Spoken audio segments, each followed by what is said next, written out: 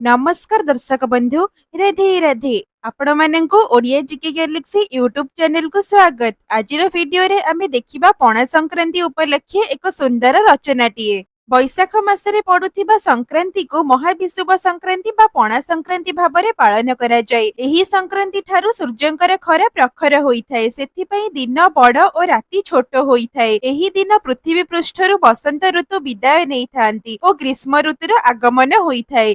पणा संक्रांति ठारू नूतन पांजीर आरंभ हुए। पालन एही दिन तुलसी चौरा को छाया तथा जल प्रदान करिबा पई तुलसी चौरा उपरे जामु डालर छामुंडिया तैयारी करा जाय।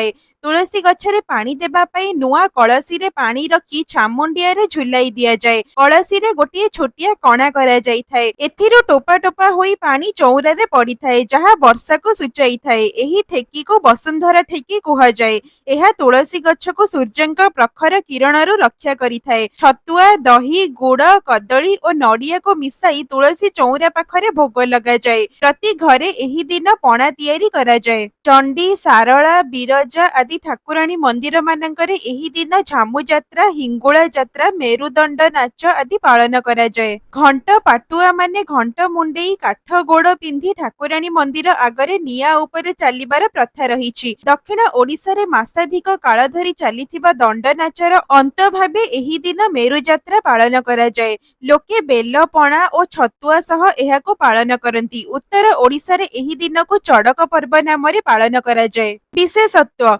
ओडिया पांजिकार गणना अनुसार महाविषुव संक्रांति ही वर्षर प्रथम संक्रांति भाबरे ग्रहण करा जाए। एही दिनटिको ओडिया नववर्ष भाबरे पालन करा जाए। एही दिन अर्थात एप्रिल 14 तारिख दिन सूर्य विषुव रेखा उपरे अवस्थान करी उत्तरायण गति आरंभ करती। एही दिन वर्षर आरंभ होइथिबारु ओडिया परिवार रे देवादेवींक ठारे स्वतंत्र पूजा भोग होम आदि करा जाइथाय। एही समय रे सूर्य किरण वृद्धि पाइबा सह हजम शक्ति मध्य वृद्धि पाइथाय। गरिष्ठ खाद्य हजम हेउथिबारु बुट छतु परी गरिष्ठ खाद्य पदार्थ ग्रहण करिबा पई आयोजन थाए। देहर अत्यधिक ताप शक्ति सम अवस्था को आनिबा पई पणा पानर व्यवस्था मध्य करा जाइथाय। तेणु महाविषुव संक्रांति दिन रे विभिन्न देवादेवी मंदिर मानकर छतु एवं पणा भोगर विधि रहिछि। एही दिन साही पड़िसा बंधु बांधव और ब्राह्मण माननकु पणा दिया जाए। तेणु एही दिन को पणा संक्रांति बोली मध्य कुहा जाइथाय। पणा संक्रांति ठारो रास्ता कड़े पथुक मानकर तृष्णा निवारण पई जल छत्र मान खोला जाइथाय। एही सहित वृक्ष मूल रे जलदानर प्रथा आम समाज रे प्रचलित।